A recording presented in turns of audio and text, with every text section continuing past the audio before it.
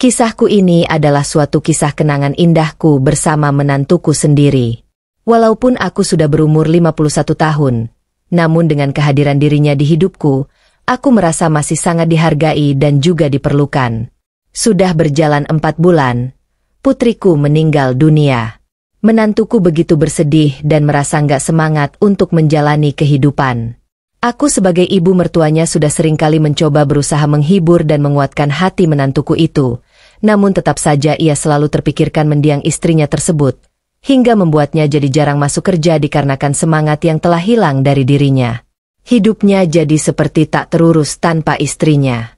Selain itu, anak mereka yang juga cucuku, seperti tak terawat, walau ada pembantu di rumahnya. Hingga akhirnya, aku berinisiatif untuk menyuruhnya tinggal bersamaku.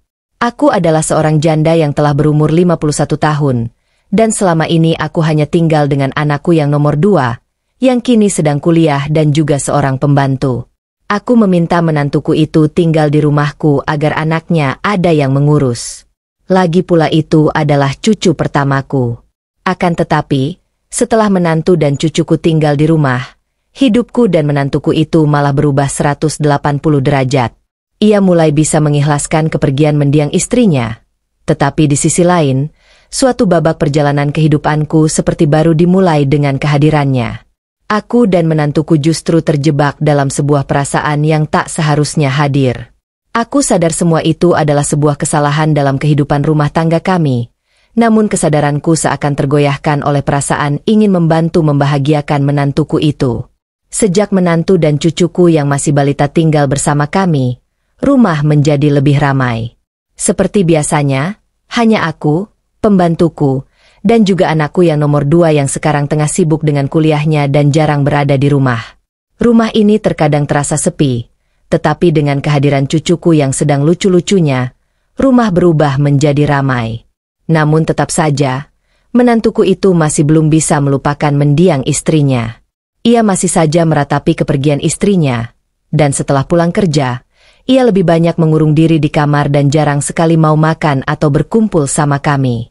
Hingga suatu malam, aku berinisiatif untuk melihat kondisi menantuku itu di ruangannya, sedangkan cucuku sudah tidur dan dijaga oleh pembantuku di kamar depan. Lalu aku beranjak ke ruangan belakang untuk melihat kondisi menantuku itu, soalnya aku begitu khawatir. Sejak siang tadi, menantuku itu belum makan, takutnya ia nanti malah jatuh sakit. Aku mencoba mengetuk pintu dan memanggilnya dari luar, namun tidak ada jawaban dari dalam ruangannya, sehingga aku buka saja pintu ruangan itu karena memang tidak dikunci. Saat itu aku juga turut sedih melihat menantuku itu. Dia terlihat melamun dengan pandangan kosong sembari duduk di tepi pembaringan. "Kamu makan dulu. Nanti malah sakit loh kalau kamu kebanyakan melamun. Ikhlaskan saja kepergian istrimu. Kamu harus menjalani hidup demi anak kamu," ucapku sembari menggosok belakangnya dengan lembut untuk memberinya kedamaian. Tiba-tiba ia menangkap tanganku dan ia menatapku. "Bu, ibu bisa berkata begitu karena itu nggak merasakan perasaan saya," ucapnya. "Cipto ibu tahu, ibu juga kehilangan putri ibu, tapi ini memang sudah takdir. Kita tak boleh terus-terusan larut dalam kesedihan. Lebih baik kamu coba mengikhlaskannya saja karena kamu juga masih muda. Masih ada kesempatan untuk kamu mencari pengganti istrimu dan ibu untuk anak kamu. Seharusnya malah ibu yang seharusnya paling sedih, karena putri ibu sudah pergi untuk selamanya. Jadi sekarang kamu harus tegar. Seandainya ibu bisa membuatmu nggak bersedih lagi, ibu mau melakukan apa saja asal kamu bisa menerima kenyataan ini," ucapku. Dalam diam, dia seperti tersadar, lalu tangisannya pecah sambil merengkuhku. "Maafkan saya ya Bu. Harusnya saya bisa lebih kuat dan tegar lagi," ucapnya. Setelah malam itu, aku jadi terbiasa menengok menantuku di ruangannya jika dia nggak keluar, dan semenjak itu pula ada yang perlahan mulai berubah. Di saat aku dan menantuku semakin akrab dan dekat, aku merasa begitu senang melihatnya sudah mulai bisa tersenyum lagi. Kami jadi lebih sering berbincang sambil bercanda untuk melupakan kesedihannya. Pada suatu malam itu, aku kembali ke ruangannya dengan membawakan teh hangat dan cemilan untuknya. Kami berbincang seperti hal-hal sederhana seperti biasanya, tentang cucuku, tentang pekerjaannya, hingga obrolan sederhana lainnya. Kulihat jam, ternyata sudah pukul 11 malam. Aku pun pamit untuk istirahat. Namun saat hendak beranjak, ia meraih tanganku. Dia memandangku dengan tatapan begitu berbeda.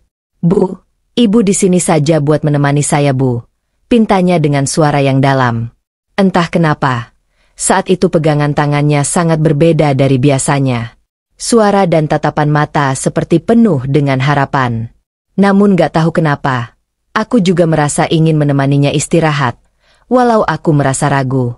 Jujur saja, di usiaku yang sudah 51 tahun, aku merasa memiliki kebutuhan yang demikian itu masih cukup tinggi. Terlebih lagi, aku sudah beberapa tahun menjanda, dan entah kenapa saat dekat dengan menantuku, aku merasa ada perasaan yang aneh dalam diriku. Menantuku masih sangat muda, bidan, wajahnya pun terbilang tampan. Dan saat aku berbincang dengan menantuku, beberapa kali ia mengatakan pada diriku jika dengan kehadiranku, dia merasa bahwa istrinya masih hidup dan ada di dekatnya. Sebab dari dulu banyak yang bilang aku dan mendiang putriku memang sangat mirip sekali. Mendengar permintaan untuk menemaninya lebih lama lagi, aku mulai khawatir. Aku takut jika sampai aku jadi terbawa arus dan kami bisa saja hilang arah. Saat aku hendak beranjak pergi, ia kembali menjangkau tanganku. "Bu, sebentar saja," ungkapnya. Entah kenapa, aku pun luluh dan dengan kondisi yang sudah sedemikian rupa, hingga tak sadar perlahan demi perlahan aku pun bisa seperti demikian itu dengannya. Keesokan paginya, saat kami hendak sarapan di meja makan, namun ada yang mulai berubah. Aku dan menantuku jadi agak merasa canggung. "Kamu mau berangkat kerja ya?" tanyaku. "Iya, Bu. Saya harus kembali bersemangat menjalani hari-hari ke depan demi anak saya juga demi janji saya kepada ibu yang semalam saya ucapkan," jawabnya dengan tersenyum. Mendengar dia berkata seperti itu, dadaku terasa bergejolak. Jantungku berdetak lebih kencang dari biasanya. Wajahku terasa memanas seperti ada perasaan yang tak wajar ketika dia mengingatkan tentang yang semalam. "Udah jangan dibahas lagi soal itu. Lagian nanti didengar sama anakmu," ucapku. Namun Cipto menantuku malah tertawa kecil dan menggapai tanganku. "Maafkan saya ya, Bu, kalau sudah seperti itu terhadap ibu," ujarnya. Aku tak menjawabnya. "Segera saja kau tarik tanganku kembali." "Ya sudah, gak usah dibahas lagi. Sekarang buruan makannya. Nanti kamu telat loh," ucapku. Cipto tersenyum dan segera menghabiskan sarapannya sebelum pamitan untuk berangkat kerja. Seharian itu aku di rumah mengurus cucuku. Siang harinya, saat aku sedang beristirahat di ruanganku sembari menunggu menantuku pulang, aku menatap langit-langit kamar dengan pikiran yang mengembara, mengingat kejadian yang terlewati dengannya. Seharusnya aku bisa mencegahnya saat itu, tetapi kalaupun tidak sampai seperti itu, mungkin nanti ia tidak semangat untuk menjalani harinya. Sebab semalam menantuku dikarenakan ia memintaku seperti itu supaya dia bisa mengikhlaskan kepergian istrinya. Katanya sejak kehadiranku, ia kembali bisa menjalani kehidupannya dengan normal seperti dulu. Apa yang kuberikan kepadanya itu membuatnya bisa melupakan kesedihannya yang berlarut-larut. Aku sungguh begitu dilema. Saat ini, aku senang kalau menantuku sudah nggak bersedih lagi. Akan tetapi di sisi lain, aku tahu apa yang terjadi dengannya itu adalah sebuah kesalahan yang besar. Dan siang ini aku jadi bimbang karena aku sudah berjanji padanya jika ia membutuhkan semua itu lagi, aku siap untuk membantunya agar ia semakin tegar. Sebenarnya dalam relung hatiku yang paling dalam, aku juga sangat membutuhkan itu, terlebih lagi karena aku yang sudah terlampau lama dalam kesendirianku. Apakah aku harus pasrah menjalani kehidupanku ataukah aku harus mengikuti alurnya saja? Jantungku jadi berdebar membayangkan apa yang akan terjadi nanti. Aku terjaga pukul 3 sore dan entah kenapa pikiranku terus memikirkan menantuku itu. Singkat cerita, setelah makan malam, aku hendak membawa cucuku ke ruanganku karena saat itu ia sudah mengantuk. Cipto menantuku menungguku sambil nonton televisi di ruang keluarga. Setelah cucuku terlelap, aku dengan perasaan yang begitu berdebar dan juga penuh dengan gejolak akan menghampirinya. Sesampai di sana, ia menatapku dengan sorot mata yang sangat penuh makna sambil mengulas senyum manisnya. "Bu, temani aku ngobrol di sini ya," mintanya. "Oh ya, Bu, Si Julien masih lama libur kuliahnya ya? Tanyanya lagi. Iya katanya. Dia lagi sibuk banget belakangan ini sama kuliahnya jadi dia belum bisa pulang. Jelasku. Mendengar hal itu, wajah Cipto terlihat sangat bahagia dan menunjukkan semangat yang membara. Tiba-tiba ia menjangkau tanganku dan entah kenapa aku seperti kerbau yang dicucuk hidungnya dan duduk di sampingnya sambil nonton televisi. Jantungku semakin berdebar dan gejolak batinku semakin menjadi-jadi. Cipto menceritakan tentang pekerjaannya dan mengucap terima kasih padaku karena telah membuatnya semangat lagi menjalankan kehidupannya. Ibu hanya melakukan yang harus dilakukan sebagai mertua. Ibu nggak mau kamu terlalu larut dalam kesedihan sampai melupakan masa depan kamu. Ucapku. Bu makasih ya. Aku bisa melihat sosok istri saya dengan kehadiran ibu di samping saya. Ujarnya. Sudah jangan dibahas lagi soal yang kemarin. Lagi pula kamu juga kok bisa-bisanya sih sampai seperti itu sama ibu-ibu. Kan sudah tua. Ucapku. Saat itu televisi yang sedang menyala tak lagi menjadi fokusku. Aku dan menantuku malah sibuk ngobrol dan berbincang tentang banyak hal dalam kehidupan. Di tengah obrolan, jantungku jadi deg-degan gak karuan. Kemudian ia membisikkan sesuatu di telingaku. Sesuatu yang membuat bulu romaku berdiri. Bu. Ibu kelihatan lebih cantik malam ini, Bu. Apa ibu mau menggantikan tugas mendiang istriku malam ini? Ucapnya yang membuat jiwaku terguncang mendengar pertanyaan itu. Aku semakin dilema dengan kondisi saat itu. Namun di sisi lain, aku menyadari ada sebuah kebahagiaan di mana aku merasa berharga dan juga masih sangat diinginkan. Tetapi akal sehatku masih mencoba mencegahnya.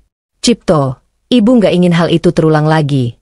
Ucapku walaupun aku berkata demikian, namun sebenarnya hatiku sangat membutuhkan dari raut wajah dan gerak-gerikku seakan membuatnya mengerti apa yang sedang aku pikirkan saat itu.